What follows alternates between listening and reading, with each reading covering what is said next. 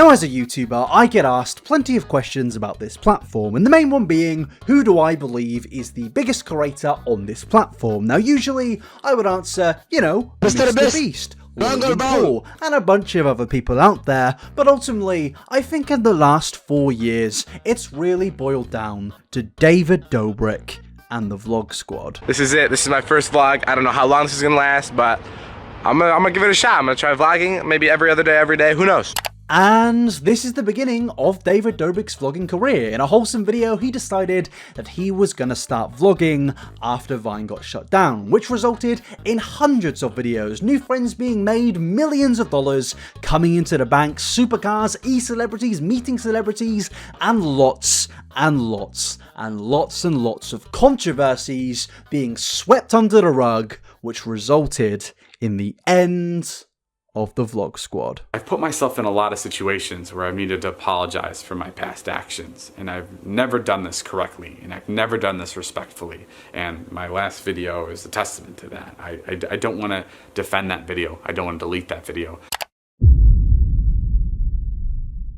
I think if you've been on the internet since 2017, it's been pretty much impossible to go onto the trending tab, to go onto the recommended section without seeing this group of creators. It's no doubt in my mind that David Dobrik and the Vlog Squad are the most popular YouTube group to ever exist. Yes, there have been groups here and there have been this bellend, and plenty of other bellends in the YouTube community, but the Vlog Squad, David Dobrik and all the people inside it have genuinely been like quite a celebrated group, because they're a group which have, for the most part, well, kind of under the wraps, with a lot of scandals ignored, been not unproblematic, but they've been loved by most of the YouTube community and accepted as the beacon of entertainment on the YouTube platform. But recently, so much has changed. It appears that after everything, David Dobrik is now cancelled. He is finished. Finito incantatum. That does sound like a J.K. Rowling spell, but on this channel, trans people are actually welcome. Piss off. And now the words of David Dobrik being cancelled don't come from myself. This is mainly the words from the Twitter sphere, the YouTube sphere, the TikTok sphere. And if you use the phrase TikTok sphere, please go outside and touch some grass, because I know I haven't for a very long time. Now, jokes aside, social media in general recently has come together to call out David Dobrik and the Vlog Squad for their terrible actions and enabling certain people in the Vlog Squad to get away with committing serious crimes. And it's also brought up a lot of situations which, as I said previously, have kind of just been, you know, pushed under the rug, kind of completely ignored, suspiciously completely ignored. And today we're gonna go through absolutely everything from point A to point Z. Now, I didn't exactly want to create a video about this situation until the whole thing had really been wrapped up and a conclusive opinion had been made, and it seems at this point that that is very much the case. People have created their opinions and moved on to the new scandal of James Charles giving his best rendition of being a 2012 Minecraft YouTuber. Why, James? But before we begin this story, I feel like we need a little bit of context here, because I've never really been the biggest fan of David Dobrik's content. It kind of reminds me of what it would be like to have a friendship group that does fun things, and I don't exactly need a reminder of something that I personally don't have. So yeah, I've never really consumed his content. It's not necessarily been for me, but I can definitely understand why it would be. It's very funny, go have a good laugh and a good time content, which is very easy to consume because it's short and there's a lot of laughter. A lot of laughter. What is going on? Oh my god! Oh my god!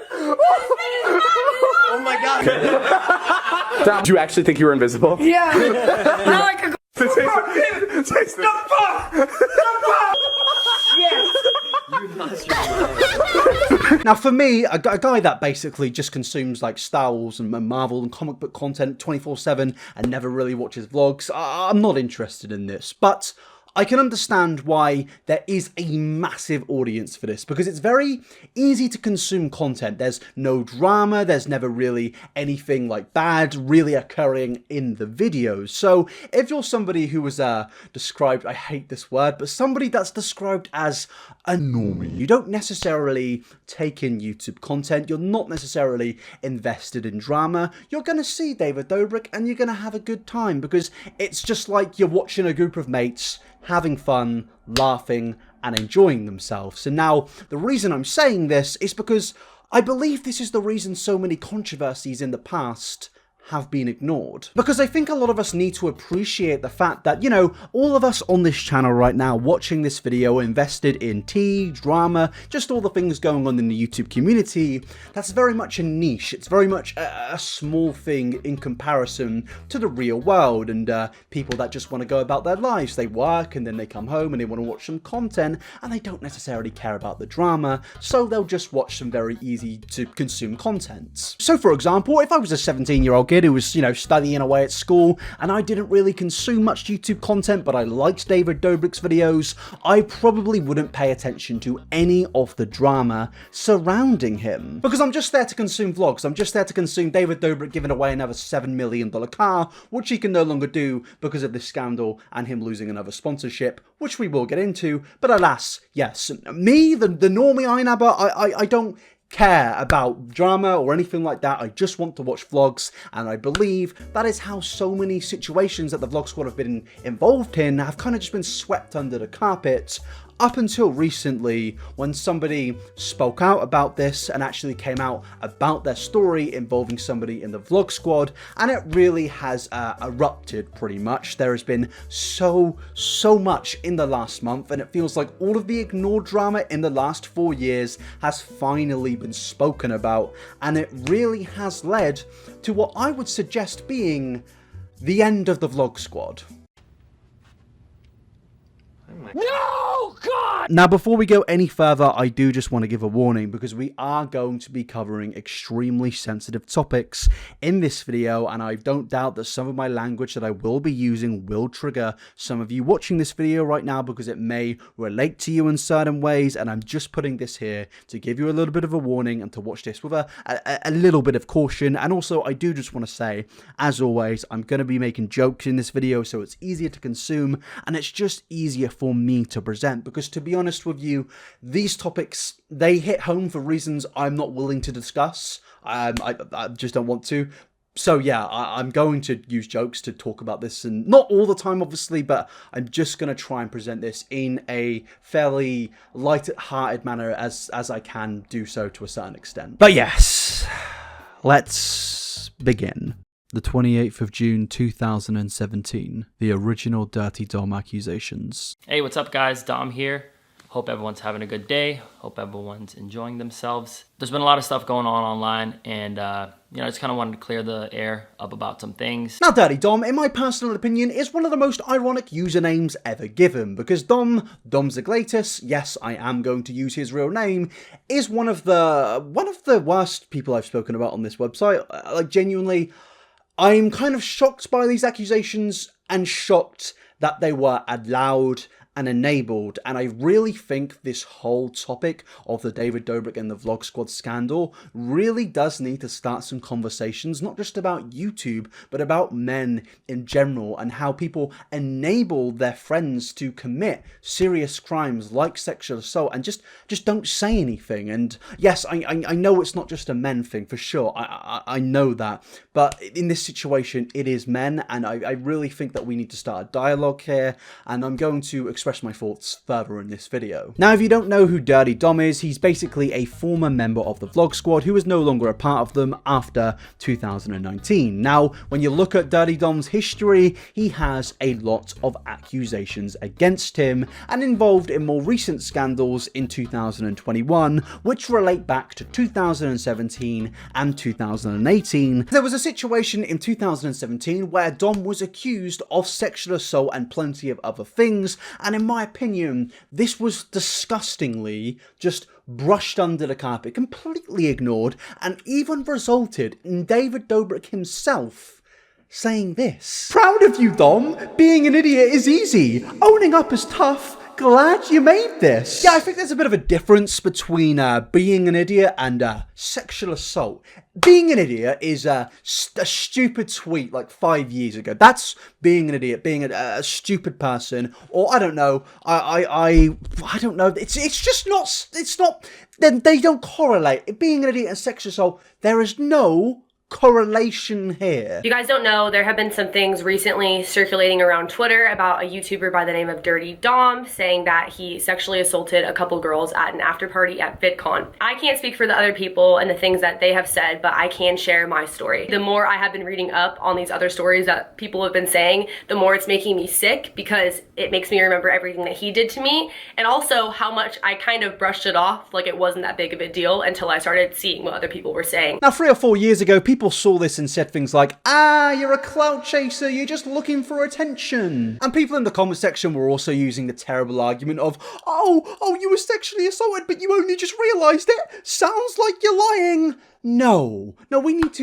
to stop this argument, because the thing is, and this might sound a little bit crazy to some people, even though it's not, just some people need to understand this. You can be sexually assaulted and only understand that 5 or 10 years later. It's called a coping mechanism. It's called being traumatized. If you are traumatized by something so much from your past, your brain will use coping mechanisms to forget it, to get over it, to tell yourself, oh, maybe it wasn't that much of a big deal when it really was. And some people only realize that years later. And I really think there is this problem in society where we don't take that in. We don't realize that, when that's very much the case. Look at Hollywood. A lot of people only come out 20 years after they were sexually assaulted, groomed. Like, this is a thing that happens, and I really think we shouldn't just reject a survivor's story because, oh, it happened years ago, why didn't you report it at the time? I don't know. Maybe because they were scared? Maybe because there were people in positions of power that abused them then.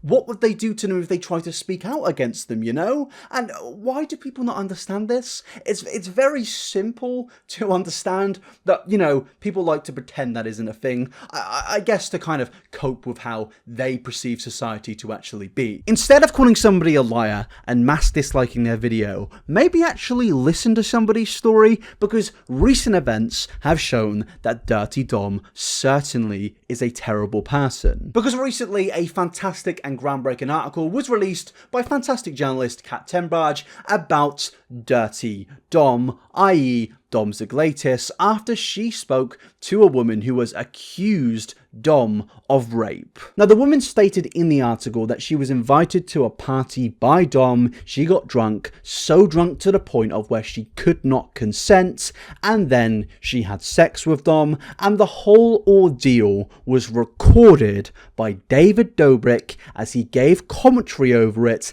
and uploaded it in a vlog in 2018, which accumulated 5 million views. And if that sounds bad enough, it's only watching the video where you truly get the extent of how terrible this situation is.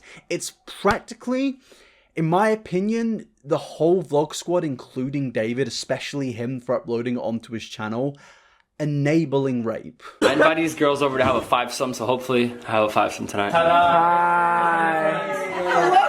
So this is basically the extremely creepy part of the vlog where Dom admits that he is bringing over a random bunch of girls with the intent to have sex with them, which in my opinion is extremely immoral. They're clearly having a party, there's clearly a get-together going on here, they're clearly drinking, and it even states in the article that she got extremely intoxicated to the point where she believes that she can no longer consent. And I think this is something which really needs to be spoken about. I think that if you aren't getting consent when they're sober, trying to get consent when they're drunk, where you're deliberately getting them drunk, in my opinion, is rape. Like, if they can't consent when they're sober, but they're, in your opinion, consenting when they're drunk, that is extremely wrong. And obviously, I'm not saying that people can't consent when they're drunk. I'm saying that in this video, he clearly has the intent to get them there and to have sex with them, and that involves giving them drinks, and as she said, she got extremely drunk, and this is exactly what, in my opinion, Dom was trying to do. After a couple minutes of talking, it was clear there was no fivesome happening tonight. You called it. Yeah. Oh well. You guys want to watch me and Trisha have sex? I'm down. But by some stroke of luck and master negotiating, Dom made progress. Negotiation. Who negotiates having sex? I mean, as you see in the article, she says she was extremely uncomfortable. She felt that she was there to meet cool curators. They were going to hang out, maybe film something, but she soon realized that it was high pressure from the moment we walked in. And it was exactly that, and Dom basically confirmed that, because the only reason they were there was because he wanted to sleep with them. I invited these girls over to have a fivesome, so hopefully I have a fivesome tonight. Though after this terrible, creepy vlog where a crime was clearly committed, it wasn't a case of David realized he'd made a terrible mistake, he immediately took down the vlog and then just ceased all contact with Dom. No, he remained friends with Dom. He didn't see any problems with this. He didn't see any problems with the accusations in the past, which he actually was in defense of Dom for. No, he didn't see any problems there, and he only took down the vlog when it hit 5 million views after the woman who was raped contacted him and asked him to remove the vlog, which is absolutely fucking disgusting. Imagine having to contact somebody and say, can you take down that vlog in which I was raped? Like, I struggle to say it because it's such a crazy thing. David Dobrik uploaded a vlog after enabling this behavior, and he was going into the room, and I just can't believe that this is a thing that has happened. And I am going to further discuss the fact that he silently took it down later on in the video. But even if he came out about it and said, yeah, I've made a mistake, the moment he took it down, I still think you thought that was moral behavior. You allowed your friend to come in and say, yeah, we're going to have a fivesome. Just these random people, I'm there for the intent to have sex and nothing more, and they're going to get drunk, and she clearly can't consent because she is drunk out of her mind, and you thought that was okay? Now, David Dobrik did go ahead and make 2 apologies. This one was absolutely trash. This one was slightly less trash, but still trash, given the context and given the things which I will, continue on in the later part of this video. But I simply just don't understand how you can make a video about your friend getting people drunk and negotiating sex without thinking that is a bad thing and uploading that onto your YouTube channel with a massive audience. I fully understand that people can grow and people can change, and it's the buzzwords that these e-celebrities love to use. But personally, back in 2018, back in 2017, and even back when I was like 10, I fully understood that if you can't sleep with somebody when they're sober, if you don't have consent there, but you need to get them drunk to have consent, that's not a good thing. That's a very, very bad thing. I knew that when I was younger. I know that now. How did David Dobrik, who I believe was around 22 years of age at the time, not understand that? How did anybody else in the vlog squad not understand that? Well, actually, no. Maybe I'm being a little bit too harsh, because it's clear that David actually does understand this. When you hooked up with Dom back in October, now did you give Dom consent to hook up with you? I was drunk. You were drunk. Yeah, well, I was drunk too, so it's consensual. No, it's not consensual. He's like, I gave her a roofie, and just so it wasn't messed up, I took a roofie myself. What was it about Dom that turned you on? He was straightforward. He just came up and did what he wanted. Quick reenactment. Hi, I'm Dom.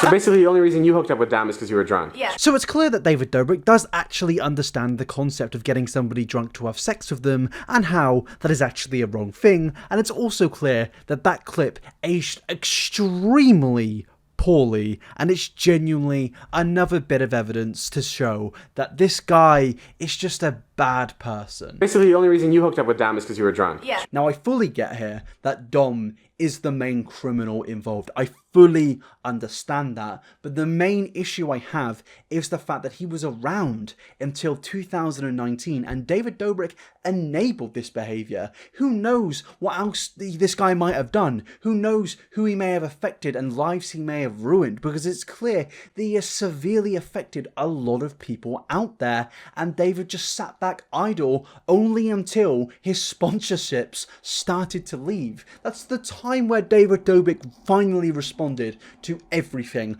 in an actual response on his main channel, when the money started going. And I think that really summarizes this entire situation. And I'm sorry. Now, I want to revert back to 2017, where Durte Dom originally responded to sexual assault allegations made about him, and David Dobrik, you know, he smiled, he laughed, he said he was proud of him. Yeah, I want to just take a look at this apology video, because it's surprisingly, really surprisingly dog shit. Hey guys, so I just wanted to talk to you about some stuff that's been going on with VidCon. There's been some accusations made about me, so I just wanted to make sure I got the story out there and let everyone know what's going on. The accusations against me aren't 100% true, but to an extent they are. I am aggressive when talking to women, I will say that. And there's a difference between being forward and persistent, but what I was doing was just too intense, and now I'm working on that. If you have a friend and he's responding to multiple accusations of sexual assault and he says, well, you know, the accusations, they weren't exactly not true, but, you know, not partially fully true, you know? And yeah, I am aggressive towards women. I don't think it's a good move to make a comment saying that you're proud of him and being an idiot is easy and owning up is tough. Because as I said earlier, being an idiot and sexual assault, two extremely different things. Two astronomically, in two separate fucking galaxies, different things. They are not close at all. The guy should be in jail. I mean, use this for example. One of your closest friends gets accused of a serious crime which involves assault towards somebody, and he says, well, you know, they're not exactly not true, and also, I'm aggressive towards women. Would you then hear that and think, oh wow, I'm really proud of you? Or would you think, oh wow, that's a big fucking red flag? And I think this especially applies to YouTube. As a creator, as a e-celebrity, David Dobrik, you have millions of followers. I believe that you have a responsibility to know who is coming onto your channel, who you are platforming, because you're not somebody with, I don't know, 200k subscribers. You're not somebody with a little bit of influence. No, you're somebody who is regarded as one of the most famous people on the internet. You are somebody who was beloved by millions of people. So if you put somebody into your video, or you keep somebody in your video after they didn't exactly deny allegations and apologize for them and said they're aggressive towards women, I think you should be held accountable. I think you should be held accountable for recording them, you know, doing what he did. So sorry if I don't want to say it. It's just, it's a very uncomfortable topic, you know, and I think that's another issue. These topics are uncomfortable, and I think that's why a lot of people have shied away from them for so long. But yes, David, you have a responsibility to choose who goes on your channel, and you chose this guy. First off, I want to apologize to any guy or girl that I've personally disrespected myself. And from here on out, for all the new people I meet and the people I know, I'm going to make sure to be respectful. Second off, I want to apologize to my roommates and friends that I create videos with for bringing negative, bad energy into our videos and what we do. I still want to be able to make fun, creative, goofy videos, but I need to respect people's boundaries more. One of the issues I'm addressing is filming people without their permission. There was a 15-year-old girl that I filmed having fun at a party. It was an 18+ event, but regardless of her age... Regardless of her... No, not regardless of her age. You can't just say, oh yeah, regardless, she was 15 at a party which was 18+. No. Most likely that party had drugs and alcohol, and you know, the 15-year-old there, I don't think that's something we can just put to the side like everything else in this fucking controversy. I don't think that's something we can put to the side. And I really think this shows what this Dom character is actually about. He's a terrible person. Now, this apology video, in my opinion, is basically him admitting that he's done horrible things, but just using the correct terminologies that his lawyers have given to him so he can get away with it and so he can remain in the Vlog Squad videos. This is something a lot of these LA curators love to do. They, get accused of something extremely serious, they address it, and rather saying what they've actually done, they'll be like, oh yeah, this was bad, and I may have done it, and I did it bad, and then people will eat it up and take it in because they won't say what they actually did. Were you accused of sexual assault? Yes. Was it multiple times? Yes. Does your former best friend, think it's true? Yes. I want to start this video off by saying I fully believe the woman who came out against Dom and said she was by him. Proud of you, bro. You've got this. I'm getting the small opinion that David Dobrik may only be apologizing right now because he's losing money. Because with this situation blowing up, with H3H3, with Trisha, and with Kat's article all covering this, and everything developing here, and things elaborating further and further, and exposed lies and interviews which have come out and which we will get into, I feel like it's got a little bit too much for Davey D, because as I said earlier, he actually responded on his podcast channel. Yeah. Now, I don't really think I need to go ahead and explain why I believe it's extremely disingenuous, sneaky, and just overall wrong to upload this apology video onto your second channel, but also, he has turned off the comments, the likes, and the dislikes. And now this might seem like a little bit of a reach here, but in my personal opinion, if you've done something really bad and you're apologizing for it, I think the whole part of the accountability process is having comments on, having dislikes on, having likes on, because it shows and allows discourse. It allows discussion on your biggest platform for people to understand what's going on, for people to give their opinions, because there's a reason these LA curators do this. They don't have the comments on because it reflects back to what I was talking about at the very beginning of this video with normies. As I said earlier, not everybody catches up with the YouTube drama sphere. Most people on David Dobrik's channel have no idea about this scandal. They have absolutely no idea what Durte Dom has been accused of. There is just nothing in their mind which relates to any of this drama because, as I said earlier, they don't care. And that's not a critique, it's just they don't care about YouTube drama. I'm sure if they heard about this situation, they would care, like most people, typically would. But the fact of the matter is that David Dobrik has turned off the comment section because, if somebody sees this random upload from David Dobrik for the first time in like 10 months, they might think, oh, that's a little bit weird. I don't know what he's talking about here. Oh, well, I'm going to try and comment. Oh, I can't comment. Oh, well, I'm going to, go to the gym. I don't know. What do people not in drama do? So they're not going to be able to find out is basically what I'm trying to say. And in my opinion, this is a deliberate thing a lot of creators like to do, like Shane Dawson, like Jeffree Star. They like to silence the dialogue because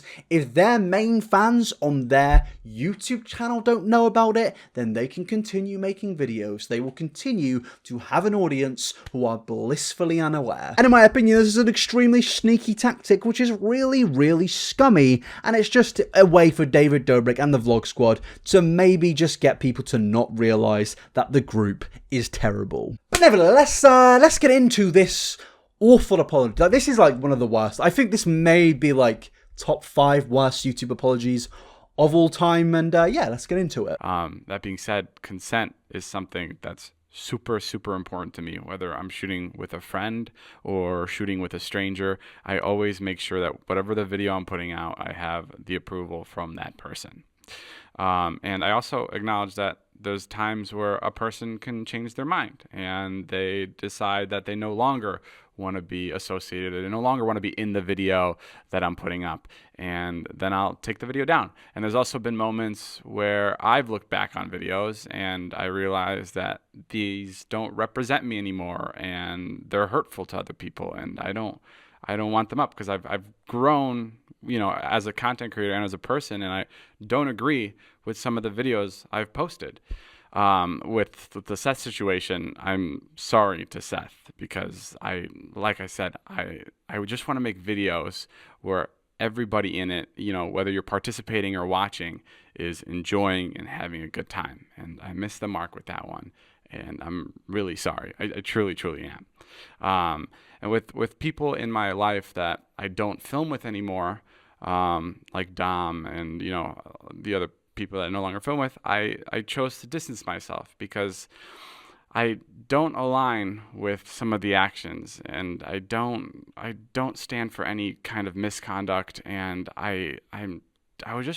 I've been really disappointed by some of my friends. Now, this apology, in my opinion, is another apology written up by a lawyer, and it's kind of going around the whole Dom 2017 route, which is why I showed you guys that apology earlier, to show you guys that there are patterns here. These guys make the same style apology, the style of apology where they apologize for something but don't necessarily say what that thing is, so the audience don't really know the extent of what they're apologizing for, and they'll just think, oh, well, you know, he might have made a mistake, and you know, we all make mistakes, and that's okay, David. And they don't know, they may not know, that David Dobrik actually recorded a serious crime.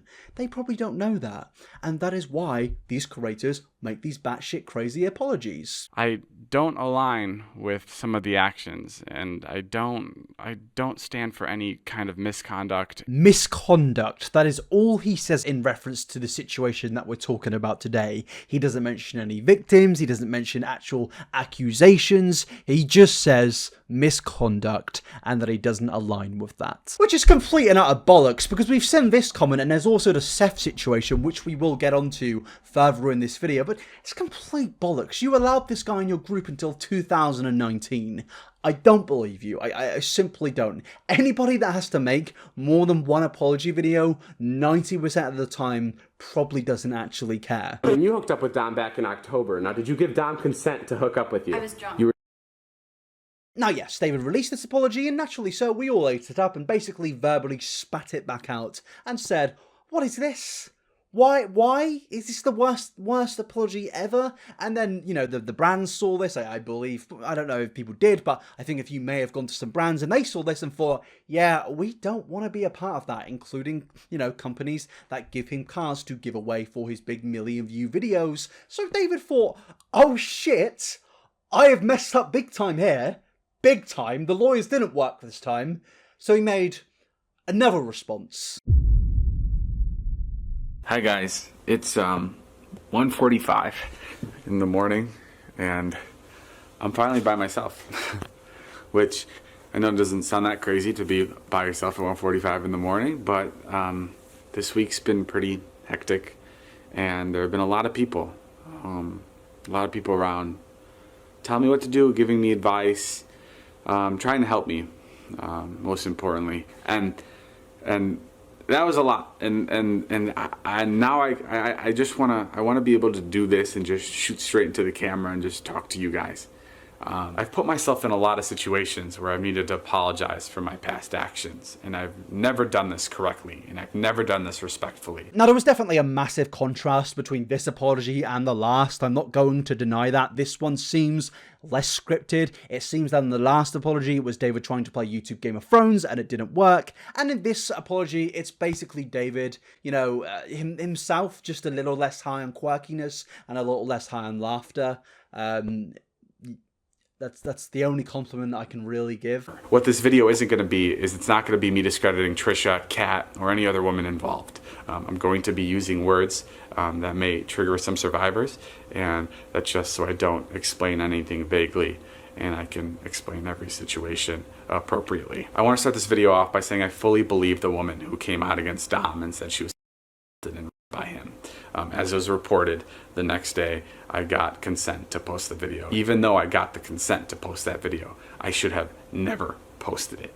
And what I understand now, and I didn't understand before, is that she sent that text because she felt like she had to, not because she wanted to. And that's fucked up. And I'm sorry. When she later reached out a couple months later to take the video down, I immediately took it down.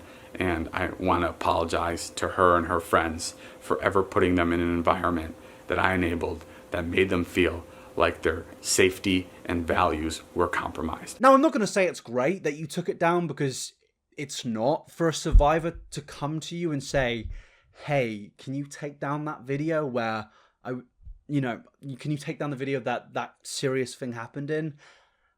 Is that really a good thing that was even on your channel? And, is it a redemption arc that you took it down? No. It had 5 million views. You silently took it down without saying absolutely anything at all. You don't even have to mention a victim. You don't have to do anything like that. But no, you just let Dom continue and live his life. I'll say this a million times. Obviously, Dom is the villain here, but David is also the enabler, and merely taking down the video and not saying anything, in my opinion, is still a problem. You could have said, hey guys, Dom is a bad person. You don't necessarily need to mention a victim if they don't want to be mentioned at that possible time, but you could at least say, hey guys, I took down this video because Dom is a bad person. If you said that, I might have, maybe believe this apology, even though it was the second one. I may have, but no, you didn't do that, because if you put up one statement where you show a little bit of empathy, your little big millionaire corporations that give you money won't like that, and they would have probably, a few of them, pulled out, and your profits may have gone down by 0.1%, and you may not have been able to afford that 64 fucking bedroom mansion. I do just have to state, I don't know if David bought a mansion, but Now, people have said to me, oh, why would David do that? It would surely just compromise his career if he randomly came out and apologized for something like that. Okay. Am I supposed to care if David Dobrik's career dips by 1%? At least he would have taken the responsibility for his actions and showed that he actually cares about the people involved, the survivors, the victims. At least he would have showed a little bit of empathy, but no, he just silently took it down and kind of hoped that this person wouldn't go to a journalist, and hoped that, there wouldn't be a massive scandal involving him. But, that's very much the case. And also, I do just want to jump in here and clarify whilst editing this video that I don't believe that you should go out and tell people a survivor's story if you don't have permission and if they are not comfortable with it. But the fact of the matter is that this is a very unique situation where Dom already has a history of being accused of these things, and basically, in my opinion, admitting to these things and admitting to being aggressive towards women. David could have easily put out a statement saying, hey, I thought about previous situations of where Dom admitted to being aggressive towards women and I don't like that, and he is no longer going to be a part of the vlog squad. If he did that, I would have had respect for this apology. I would have had respect for this current statement, but sadly, that is not the case. I'm so sorry. I was completely disconnected from the fact that when people were invited to film videos with us, especially videos that relied on shock for views or whatever it was, that I was creating an unfair power dynamic. I did not know this before. It was completely wrong, and I wish I was more responsible, and I wish I was more aware at the time, and I'm so sorry I missed that. I didn't know what was going on in that room, and I should have been. I should have been there, and I should have been making sure that everybody involved was taken care of and wasn't uncomfortable. Firstly, I think we just need to address the bullshit here. You didn't know about power dynamics in 2018 and 2017, where you had millions of subscribers and views per video, where you were popping off, where you were pretty much at your peak. You didn't know about power dynamics when you were rich and famous? I think that might be bollocks. If somebody really believes that David Dobrik didn't realize that him and his friends hold power, you are lying to yourself. I'm sorry, you are so badly lying to yourself that I almost feel sorry for you for that level and state of delusion. And number two, you said you didn't know what was going on in that room, despite you said this in your vlog. But by some stroke of luck and master negotiating, Dom made progress. You knew he was inviting them over with the intent to have sex with them. You said yourself that he negotiated with them to have sex, and you put that all in a video. How do you not hear that and think, yeah, maybe that's wrong? I don't want to use buzzwords to try to justify this or explain this, but all I can say is people felt like they had to be silent for the sake of my video. And that's not right, and it's fucked up, and I'm sorry. I also want to acknowledge the women that spoke out against Dom in 2018. I'm talking about Allie, and then I'm talking about other girls that address their problems privately or publicly. I'm sorry I didn't listen to you guys. I am sorry that I took Dom's word for what happened in those certain situations, and I didn't believe you. And not only did I not believe you, but I made a joke of what kind of a person Dom was, because I couldn't wrap my head around a childhood friend of mine doing this to people and actually hurting people, and I'm sorry for that. Now, I saw a very good tweet about this situation, and it basically brings up the conversation about people in society, a lot of men in particular, that see their friends commit some form of sexual assault and they just turn a blind eye. They ignore it and they pretend they never saw it. I know people that have done that in the past. I know people that have ignored these things and continue to associate with people, and it genuinely horrifies me. It makes me feel sick.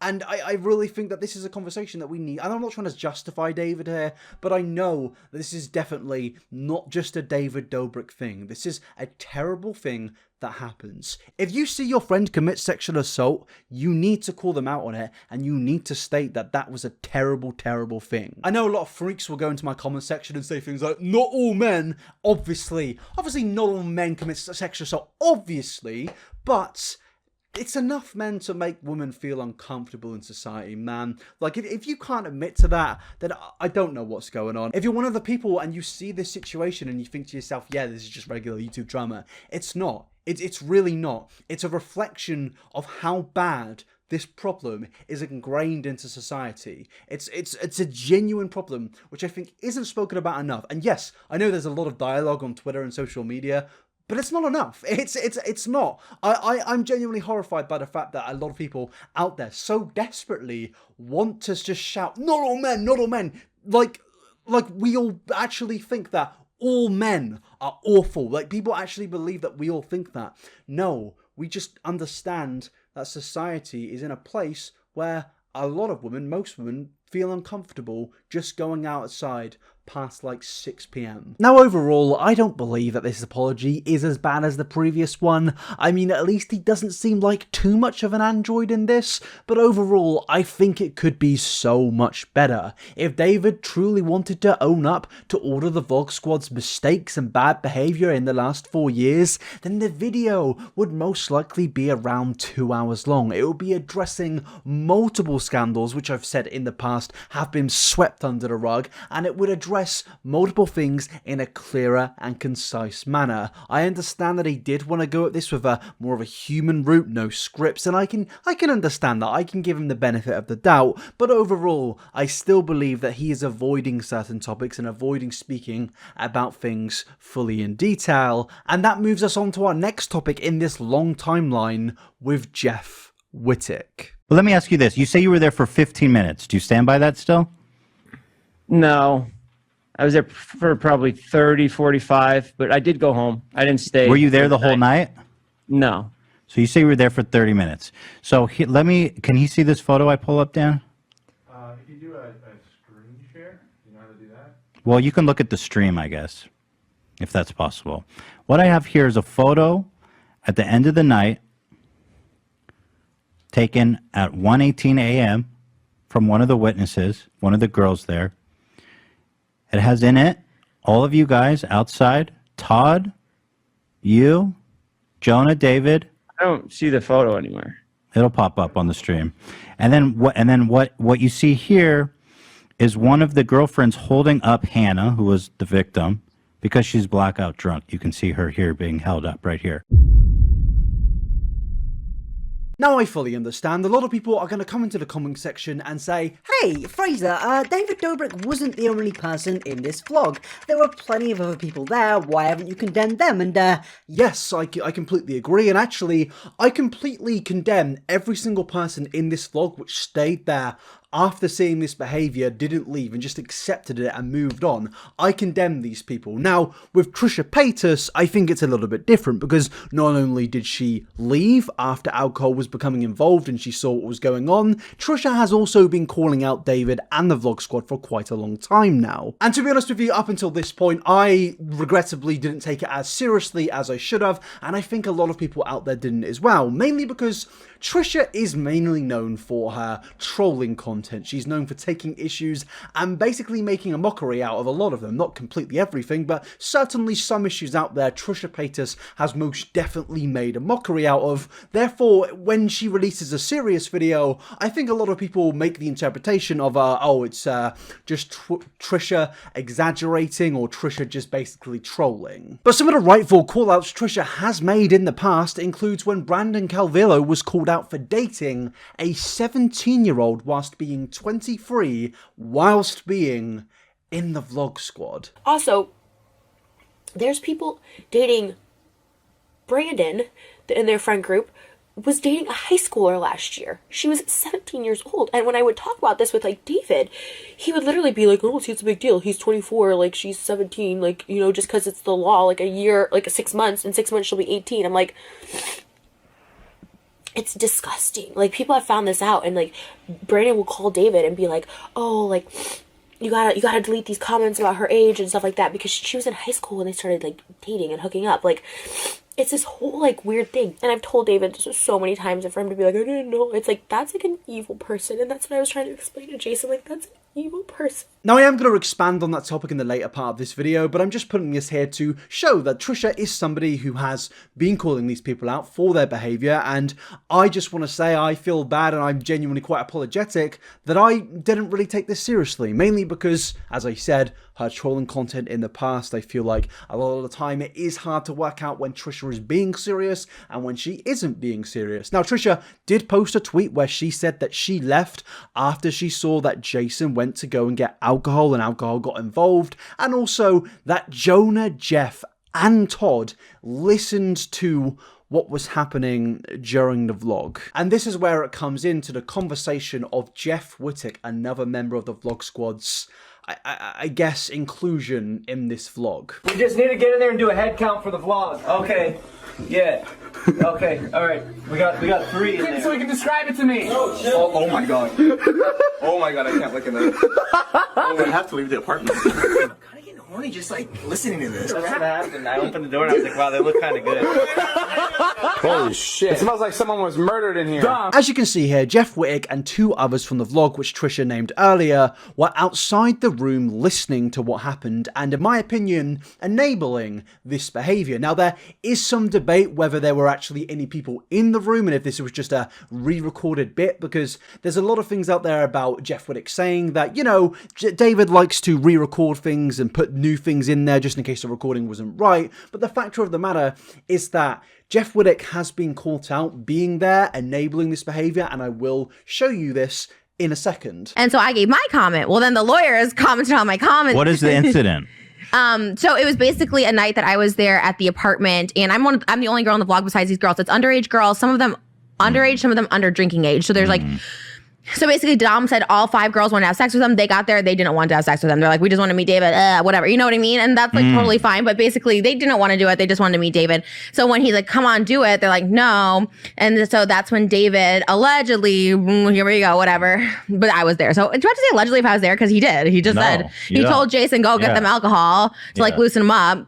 He said that? Yeah. Now, this is one of the most debated parts of this story. A lot of people are saying that, no, this person didn't provide alcohol and this person didn't provide alcohol. But in my opinion, it really doesn't matter who provided it, because the fact of the matter is somebody did provide this alcohol with these people coming over, knowing that there was an intent to have sex with these people. So it shows that most people in that room were enabling this behavior. They were okay with this behavior. The people that remained there after this sus behavior started were enabling this, in my personal opinion. Now, I do just have to say, for legal reasons, that is just the opinion of Trisha Paytas. That is her statement, but it's also the statements of the people out there, which David has claimed that he believes, and therefore, I believe them. I want to start this video off by saying I fully believe the woman who came out against Dom and said she was by him. not because of David believing them, I just believe them because of this story and the amount of evidence that there is. What I take from this situation is that there has been a culture developed at the Vlog Squad where people have come to this understanding that if they get in the Vlog Squad,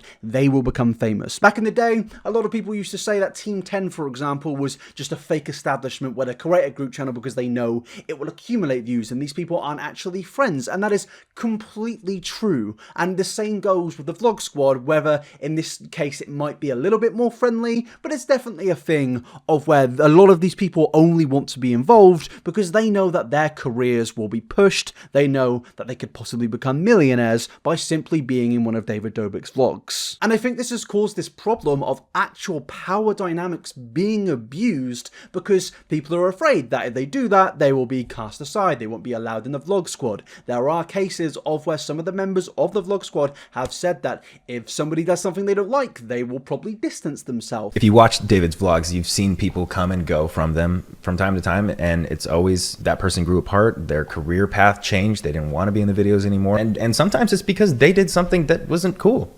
And it's like, all right, we're going to distance ourselves from you now. And I think this has definitely and deliberately caused this problem, and as I keep saying, culture in the Vlog Squad of where somebody may see something bad happen, whether it's minuscule or whether it's a massive crime, and they will think to themselves, oh no, if I cause this, I may no longer be allowed in the Vlog Squad videos because they're afraid of, I don't know, being called a snitch or something like that. Somebody that actually wants to get the truth out there, which is pretty rare for the Vlog Squad. Instead, they'll just turn a blind eye and go, oh no, I didn't see that, until they get called out upon it. Now, Jeff did originally come out and make a response video titled My Truth, but the thing is, this response video was deleted, which is kind of ironic considering it was called My Truth. Unfortunately, a couple days ago, an article came out where some pretty horrible things were said, and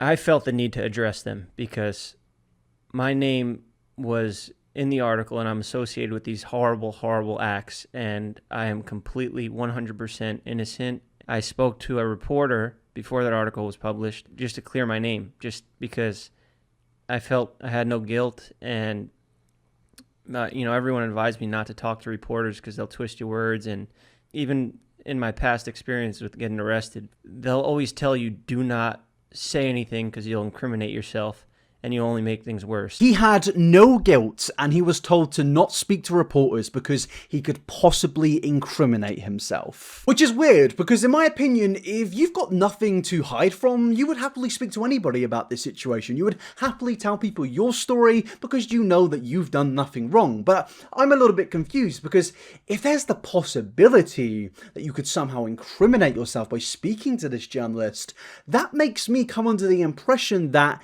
there was some enabling here. Now, I completely understand that Dom is the villain in this situation. Dom is the person that should be in jail. But as I said before, I am making this video to speak about this extremely toxic behavior where it's a bunch of people enabling other criminal behavior and allowing them to get away with it for so long. Now, the reason that I put in the original allegations from 2017 and 2018 towards Dom in this video is because, yes, I want to put these stories onto my platform and allow these survivors to have even bigger voices and get their stories out there, but also it shows that these people, despite the allegations out there and despite the multiple people coming out about Dom, were just completely ignored by the Vlog Squad. They allowed him to be in videos, they allowed him to get away with it, and it has just led to even more criminal actions happening. And now I'm not only speaking about Jeff Wittek here. In fact, I feel like Jeff Wittek, out of every single person in this situation, has actually responded the best,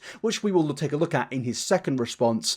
But I think there is definitely a concern here, a concern that there is this group who are so, I guess, ingrained in clout and money and power that they, for a long period of time, have just been unwilling to cast people aside who have multiple allegations made out against them. And not just allegations against him, allegations which he pretty much, in my opinion, admitted to and said that he is aggressive towards women. These people saw this and just said, yeah, I'm proud of you. And now I am going to give added context here and say that Jeff recently has had surgery, and I think that, you know, his mind has been a little bit clouded, and I definitely think that his response came out of anger and came out of a clouded mind. And that's not a justification, but you can definitely see in this response video, he is very angry. Don't paint me like I'm a piece of shit, because all I got to do is release the rest of this phone call. And, you know, I'm not trying to get people fired. That's not my goal. I understand you're trying to get a story out about a serious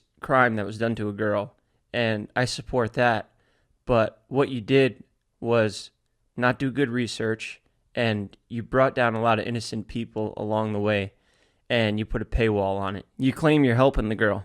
You know, you claim you're helping the girl by getting her story out there, but why put a paywall on it? Why make people pay to read it, sign up to Insider?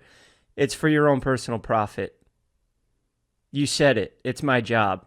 I had nothing to work with, and you're the only one that spoke to me. That's the only reason I'm in this mess, and that's the only reason I am dealing with what I'm dealing with now.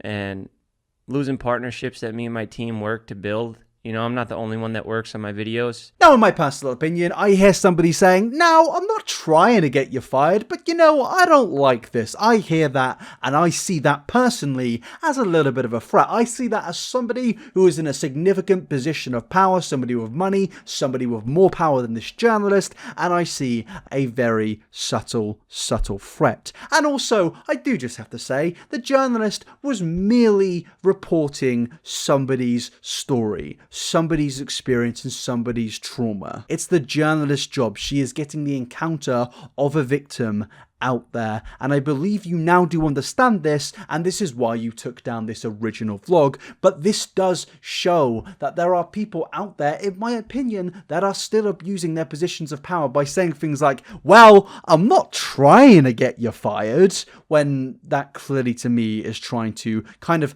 put a bit of worry into the journalist's mind. And this is exactly what I've been trying to get at in this video. It is LA culture. It is famous Hollywood culture. People get called out, and then even people that aren't the ones getting called out get worried because they're worried that their cash flow might reduce. They're worried that they'll no longer be relevant and cancelled, and they will, I guess, desperately lash out in anger, which Jeff Wittek clearly did in this response video, and he clearly acknowledges that by the fact that he deleted this response video. But again, it does come down to power imbalances, people merely just looking down on somebody who was just reporting somebody's story. Now, don't get me wrong, I'm not saying that Jeff Wittek is an abuser. I don't think he is anything near as bad as Dom, not even close at all. I think that he is merely an idiot who was worried that he is going to lose his money and lose his, I guess, relevance because he was thinking that he's going to get cancelled. And again, that's not a justification. That's just what I believe happened in this situation.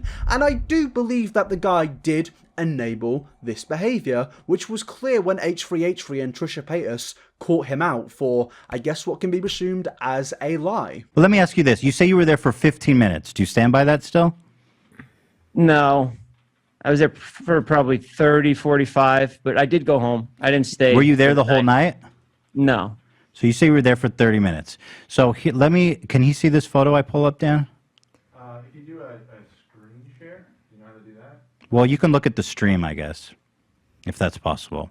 What I have here is a photo at the end of the night taken at 1:18 a.m. from one of the witnesses, one of the girls there. It has in it all of you guys outside, Todd, you, Jonah, David. I don't see the photo anywhere. It'll pop up on the stream. And then what you see here is one of the girlfriends holding up Hannah, who was the victim, because she's blackout drunk. You can see her here being held up right here. And all of you guys there. Now, still don't see it. So it'll be there in a moment. So what this proves, and then I'm assuming you were there when the girls arrived. They arrived around 11, so that means you were there for 2 hours.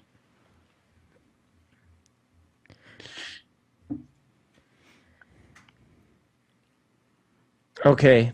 To my recollection, I wasn't there for 2 hours. This photo is timestamped at 1:18 a.m.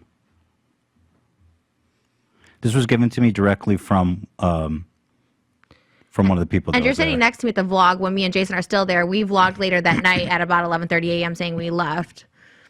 Yeah.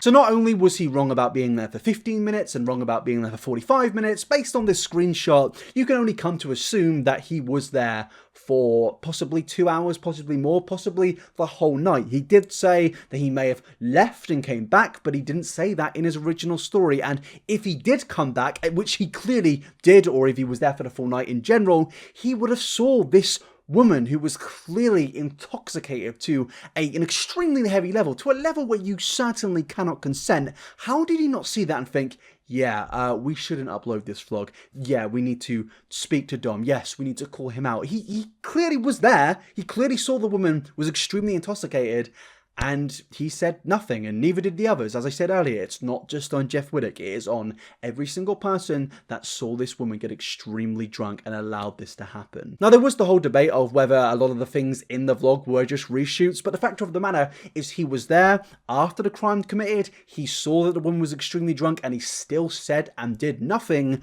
But also, I did find this rather peculiar clip. Oh my God, yo! You literally, you were filming one of your friends. I think his name's Dom. Yes, that's what I meant by behind the scenes of the porn video. Yo, so I want to know, that's all real. 100%. Yeah. You're talking about my video this morning. Yeah, you just put out a video this morning. Yeah, I'm the biggest David Dobrik. Like and subscribe. You're talking about the video I posted 20 minutes ago. 20 minutes ago, before I was sitting in the bathroom before you came over here. Yeah, my buddy Dom made an Instagram story, and he's like, I want to have a 5-some tonight. Hit me up. And this girl hit him up, and she's like, I have friends, and she sent over all her friends' Instagram links, and he's like, yeah, come through. And 7 of them ended up showing up, and then they all they were when they all got there, they were like, oh no, I don't want to have sex. And then blatantly in front of everybody. Yeah. Well, they didn't want to have sex, except 2 of the girls wanted to have sex. So he just ended up having a threesome, which was still his first threesome, and it was very exciting for him. So well, you guys sent like 3 of your friends in to confirm it was happening. Yeah, I mean, you know, he didn't have sex with them unless we saw it with our own eyes. So is that like is Dom your friend that just? Is he like the playboy of the group? Not the playboy. He's like the gross kid who'll have sex with anything. No, maybe he's the playboy, depending how you look at it. I don't know. Yeah, but that was definitely a gross video. I think that's maybe the most interesting thing about my videos is like one video you'll get like the surprising a friend who just came out of the closet. Cue the violins and shit. Yeah, like adorable. And then literally the next video was my friend having a threesome, all sweaty and disgusting. So I was gonna ask, you didn't spray, like he didn't get sprayed down, like that was all real. No, he was soaked. You should. I mean, the bed was disgusting. It was. The whole thing is horrendous. No, it's super real. That's why it's so fun. Is because these are real. Him. Yeah, that too. He's just an enabler, and he loves it. We actually shot that 2 days ago, so I waited to post it because it was supposed to go on my Monday vlog, but I waited till Wednesday, and he like texted me. He's like, "Yo, man, are you gonna put that up? Can you please put that up?" Because he's like, every time you put something up, he wanted you to. Yeah, he's like, every time you put something up about me having sex, a lot more girls hit me up. So please put that up. So I'm like, okay, I got you. So after seeing this clip, I think it's only fair to be, you know, completely and utterly skeptical about anything said by anybody in the vlog squad about this situation, because David himself said that it was real. He said that they went in there to see if it was happening, and according to him, it was happening. So what am I meant to believe here? You're enabling him. Yeah, that too. He's just an enabler. I mean, even the interviewer, who's clearly a big fan of David, understands that this behavior is David enabling Dom. I know he was laughing, but he clearly came to that conclusion pretty quickly whilst face to face with David Dobrik. And David also said when they came over that they didn't want to have sex, and then the two apparently did after a while, which I imagine came after the negotiating part. But by some stroke of luck and master negotiating, Dom made progress. So yeah, I believe that this original response was, you know, him worrying that his career was going to die. It's an embarrassing response. It shows very little remorse for the survivors. I just think that this was a response where he was more worrying about himself than worrying about others. But then he did eventually make a second response, which in fairness was the best response out of everybody in the vlog squad. I definitely think that he looked at his first response, took it down, calculated, and understood why that was a terrible response to make and how his actions have just been completely and utterly stupid. In this second one, he does show remorse. He does show that he actually, in my opinion, does care. But also, I am kind of fascinated by the fact that it takes 2 responses to show that you care in a situation which is so incredibly serious. Alright, so I deleted my last video titled My Truth because turns out I had some things wrong from my memory, and there was a lot of things I said wrong and did wrong in that video because I acted out of emotion and impulse and frustration that my name was even mentioned in it. And I said I didn't want to discredit the victim, but by discrediting the reporter and my small, minuscule part in the story, I did just that. I discredited the entire story that this girl worked up the courage to tell, and I feel horrible about it, and I just want to apologize. I truly believe Hannah's story. I respect her for coming forward and telling it. It takes a lot, and to have somebody like me come on and just focus on myself and my part of the story and saying that it was a lie just because I was selfish and I didn't want to be mentioned in this act at all. Imagine if something like being assaulted and then nothing happens to that person, but they keep growing and keep getting more successful and keep making the same jokes. I had to take some time to think about all this. In David's video, he said that he got the text 3 months after the incident happened. I wasn't filled in on this. Now, I am genuinely glad that he apologized. It's clear that that is a pretty genuine apology. I can't say that it's not. I see that and I think, yes, that is a person being genuine. Now, it's not up to me to accept the apology. This isn't an apology for me, but I believe that he is being, I guess, slightly genuine in it. And I also think that the guy that we should be mainly focusing on is obviously Dom. Dom is the criminal. Dom should be going to jail. I don't understand how he isn't in a prison cell right now, but I do have to reiterate that throughout this whole video. Dom is the criminal here, but also it comes down to the terrible culture in the vlog squad that have enabled this behavior and allowed this to happen despite so much happening beforehand and just being swept under the carpets. And whilst I do believe that Jeff should have said something to David or Dom, or at least just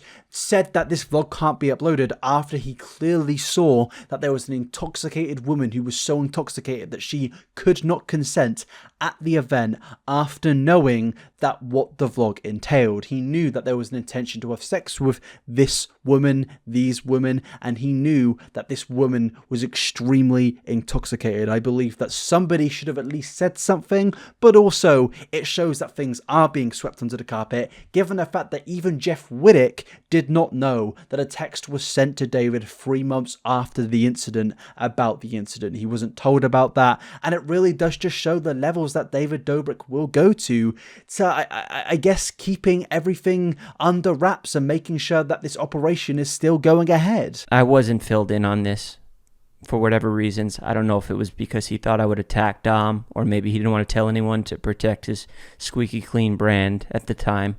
I don't know. There's no excuse for it. It's just not something you hide, and I wasn't told, and I was in the video, and I was acting in bits, and I stand by that. I was looking in a room, and I didn't witness anything, but something horrible did happen, and people knew about it, and they didn't tell me, and I didn't find out until the reporter reached out with this article. Because the state of mind I'm in, I acted off impulse and anger that my name was even a part of it, and I apologize for that. I don't even have the courage to tell you guys what happened to me. So for me to discredit this girl for coming forward and talking about a traumatic thing that happened to her, and it had to be extremely hard to come forward and say it. And I'm supposed to be this tough guy, and I can't even tell you what happened to me because I'm scared of the criticism I would get in return. I don't know if I would be able to deal with it. There's no contracts, there's no NDAs, there's no lawsuits. I just don't know if I could take it because I know how I got hurt was stupid, and I'm embarrassed of it. And I've been acting irrational lately. I've undergone various surgeries on my eye and my head, and I had brain trauma, and I've been on meds, and that's why I stutter, and that's why there'll probably be some cuts in this video. But fuck it, I'm going to try my best to be completely transparent. Now, I just want to say, I think it is clear that something bad has happened to Jeff. I really do, and I feel terrible for him. And I do just want to say, like, despite all of this drama, despite this hour-long video, if you come out with your story and you tell people, I genuinely believe that this is a community which will uplift you, which will, you know, get your story out there, help you, you know, they will support you if you get your story out there. And I understand that it takes genuine, serious bravery to come out and explain your own stories that you are traumatized by. So if you ever want to, I just want to say that I believe everybody will be there to listen and support you and uplift you. I think that is something that the community is definitely getting much better with. It's sad that in the past a lot of people have felt like they couldn't come out and speak about these things, but I'm glad that we are coming to this point in society where it's not normalized yet, and that is terrible, but people are more and more coming out about their stories. But what I think this situation really does show is that being in the Vlog Squad and being friends with David Dobrik really does affect your state of mind. It could even clear your mind to seeing things that happen right in front of you.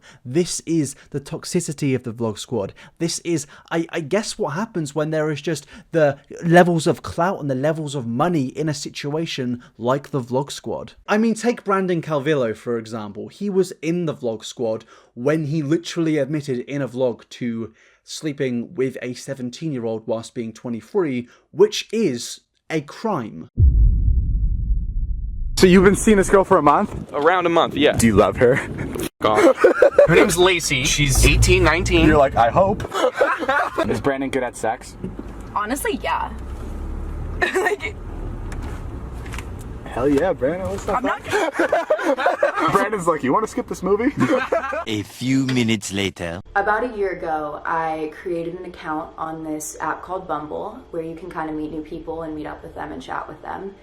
And on my profile, it said I was 18 years old, and at the time I was 17. I ended up matching with Brandon, and we started talking and immediately just clicked. When these two started dating, she was 17 and he was 23, and in California, that is a crime. And David and him were just laughing about it. You know, they were having a good old joke about that in their million-view vlog. He's 18, 19. You're like, I hope. Which is genuinely insane. It shows that there is no level of responsibility in the Vlog Squad. It shows that there really aren't many background checks, in my opinion. It's either that, or David Dobrik just simply doesn't care and he wants to just get his content out there on his YouTube channel. Because a lot of people will be saying, well, why are you mainly focusing on David in this? The fact of the matter is that David is the one with the platform. David is the leader and the owner of the Vlog Squad, in my opinion. He is the guy that gets everyone into his videos because they all know that if they appear, they will get fame and clout and money. And also, yeah, you don't have to go around and ID your friends' girlfriends. That's not your responsibility, but I definitely think it's your responsibility when you put them in your videos to your millions and millions of subscribers, given the fact that David Dobrik is one of the biggest YouTubers of all time and has the biggest YouTube group. Even outside of this situation, there have been recent allegations of bullying towards people like Nick who were in the Vlog Squad previously. I mean, there are 40-minute compilation videos of Nick being bullied by David Dobrik. The defense is always, oh, it's a bit. I don't want to hear that. I really don't think that constantly saying that, oh, it's a bit as a form of defense is necessarily going to work anymore. If you go to a criminal court case and you say to them, Your Honor, it was a bit. I don't think that that's going to run. I really don't. You can't just keep coming out and defending everything with, oh, it's a bit. With bullying or with this recent terrible situation, you just can't. I'm sorry, but that is not a thing that is right. Especially with Dom, when there's already an admitted horrible history of treatment towards women. It seems that for such a long time, the people in the Vlog Squad have believed that they can just get away with absolutely anything they do, mainly because, you know, they're giving people a little bit of clout by featuring them in these vlogs. And that even applies to the inner circle of the Vlog Squad, where I believe that David Dobrik and Jason Nash have actually abused their positions of power over other creators in the Vlog Squad, and that is proven in the Seth situation. Now, I'm not going to show you the video of what happens. It's now been removed from David Dobrik's channel for obvious reasons, but I'm going to allow you to listen to David Dobrik and Jason Nash speaking about this situation, which they describe as their best prank ever. Oh, let's talk about this. What really made me happy. What? Today, we pulled a prank on my friend Seth. Oh, that's great. Yeah, yeah. And now you can talk about it. It's probably the best prank I've ever pulled on anyone, in my opinion. We have this scary mask that we've been pranking people with, and it's just a scary mask, and everyone knows that it's a mask. And I told Seth, hey man, I want to do this bit. It's like a dream sequence where you make out with the mask guy, and it just looks like you're dreaming and you're making out with an old man, because the mask makes you look like an old man. And I'm like, Corinna's going to be in it, and Corinna's a girl in my vlogs, and he thinks Corinna's really attractive. So Corinna's kind of like the hot girl in David's vlogs. Yeah. So he's like, yeah, I'm totally down. And I'm like, yeah, Seth, just don't hold back. You can make out as much as you want, have as much tongue as you want, just keep kissing her. But what Seth didn't know is that I replaced Corinna with Jason.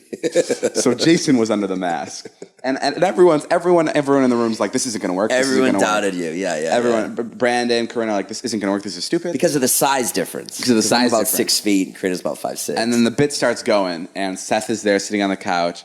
Jason walks in as Corinna. He's not speaking, obviously. Sits next to her. Seth leans in, and as he's leaning in, I'm like, fuck yeah, I got it. It's game over. It's in the bag. I sit down, I put my hand on Seth's knee, and I put my hand behind his back and start rubbing his back and squeezing his knee. And then he just leans in and just goes at it. I slip him the tongue first. Like with tongue, they start making out. And at this point, we're like 5 seconds in, and I'm like, this is it. This is what I wanted. I got what I wanted. I'm out. Like, we can end this. Now, this is undoubtedly sexual assault. This is exactly what that is. Seth had absolutely no idea that it wasn't going to be Corinna. He didn't know that it was going to be Jason. And a lot of speculation has been out there about whether he knew or not. And, well, David did speak about this on his podcast, and this is his own words. But what Seth didn't know is that I replaced Corinna with Jason.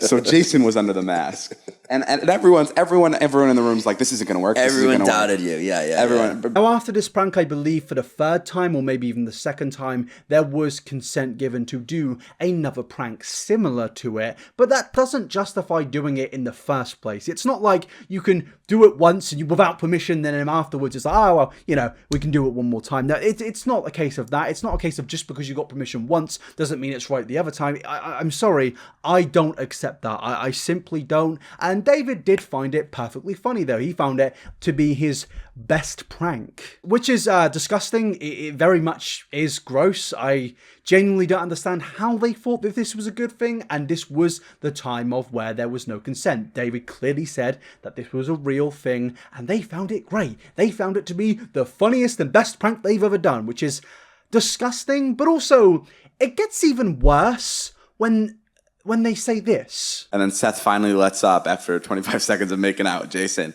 and he sees Corinna, and he just fucking loses it. Yeah, it was great. It was my favorite thing. You can't fake that. It wouldn't be something you could ever fake. It was so perfect, and I feel so bad, and it's awful because poor guy had to go through that.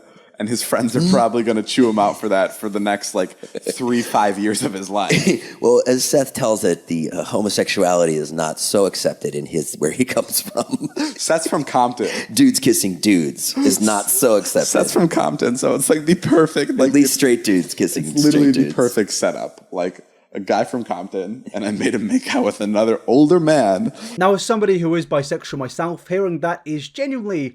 It's kind of scary. It genuinely is. It almost feels like a promotion of homophobia. It almost feels like, haha, you might get homophobic abuse because you kissed a guy, which is mental. This shows who David Dobrik is as a person, and it also sums up Jason Nash as well. That these guys felt that this would be really funny and an epic prank, when in reality is that they literally knew that they could possibly put this guy in danger, but it was a funny prank. And then people will be like, oh, well, he spoke about doing it a second time or a third time with permission. It's like, Okay, again, it comes down to this thing of not knowing something happened to you only a year later or 5 years later. This is something that happens, and I think we really need to understand this. In my opinion, I don't believe that many people in the Vlog Squad exactly care about the things they're apologizing for. I honestly don't. I think maybe in the case of Jeff Wittek, he does seem a bit more apologetic than the others, and he also doesn't have as much of a problematic history as David does, or as Jason does, or as Dom most definitely does, but being problematic and being a criminal is a completely different thing. So I'm going to put Dom in a different category, which we would call please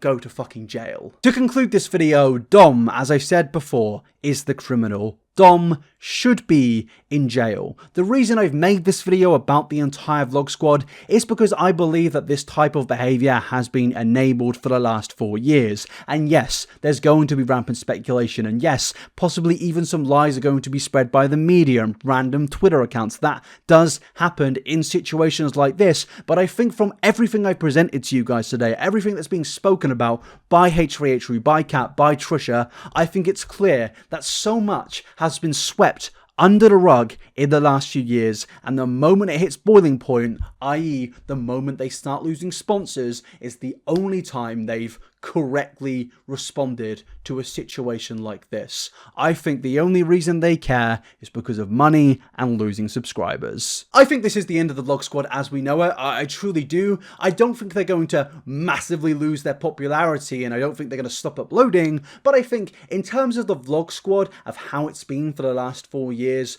I think it's going to be completely different. Maybe they will stop uploading, who knows, but I definitely think that the Vlog Squad is going to change, and the Vlog Squad needs to change. This is something which I'm not laughing at. This is something which I genuinely believe needs to happen. The Vlog Squad needs to do more checks on people. They need to check their past for if they have sexual assault allegations against them, which they basically, in my opinion, admitted to. But then again, David has seen this. David saw it in the past, and he said that he was proud of him. So, yeah, I think that really does summarize everything. If you're a big fan of David and you are mad at me for making this video, honestly, I don't care. Like, I genuinely don't. If you see these facts and you think I'm the villain here, then I don't really know what to say to you. I think you are just as bad as them if you hear me saying this and you think that I'm the bad guy. The bad guy is Dom. That is the bad guy, and I think that you should also, if you are a David Dobrik fan, call out the rest of the Vlog Squad for enabling this behaviour. Corinna Kopf, why did you allow that prank to happen? You are just as complicit as Jason and as David in that prank on Seth. I'm sorry, but that is the truth. But alas, after everything, after the hundreds of thousands of subscribers that have left the channel, after the millions of dollars that have been lost in this situation, and after all the scandals and survivors that have just been swept under the carpet by the Vlog Squad, I think that it's finally come to a boiling point, and I truly do not believe or understand how they could come back from something like this, and I think this is possibly the end of the Vlog Squad.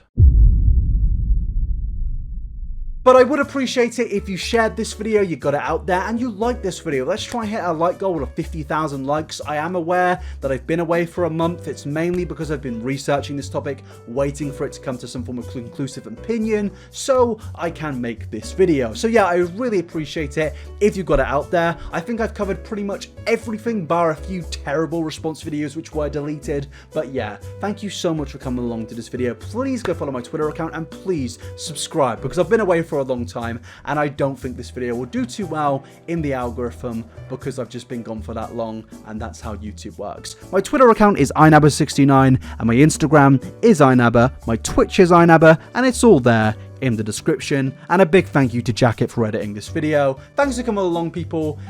Have a good day, and I'll probably be back on Monday with a more short video. Peace out. Have a good day.